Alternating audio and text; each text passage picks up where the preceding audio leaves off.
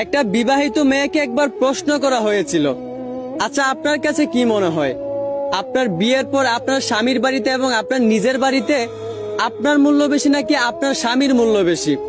তখন ওই বিবাহিত মেয়েটা প্রশ্নের উত্তরে বলেছিল, আমার কাছে মনে হয় আমার চেয়ে আমার স্বামীর মূল্যই সব জায়গায় অনেক বেশি।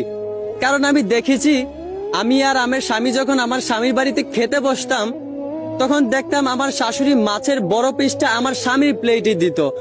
ভাবতাম হয়তোবা তার নিজের মা বলে, কিন্তু তারপর যখন আমি আমার নিজের বাবার বাড়িতে খেতে বসতাম, তখনও দেখতাম আমার নিজের মাও মাছের বড় পিসটা আমার স্বামীর প্লেটে দিত।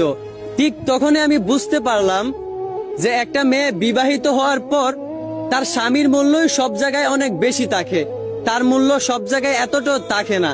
আসলে মেয়েদের জীবনটা অনেক অদ্ভুত। পরিবারের বড় মেয়েটাও একটা সময় অন্য একটা পরিবারের ছোট বউ হয়। পরিবারের যত্নে থাকা মেয়েটাও একটা সময় অন্য একটা পরিবারে বিয়ে হয়ে অবহেলায় পড়ে রয়। বাবা মায়ের আদরের রাজকন্যাটাও একটা সময় অন্য একটা পরিবারে বিয়ে হয়ে চাকরানি হয়ে রয়। এই জন্যই বলি ভাই, মেয়েদেরকে সম্মান করা উচিত।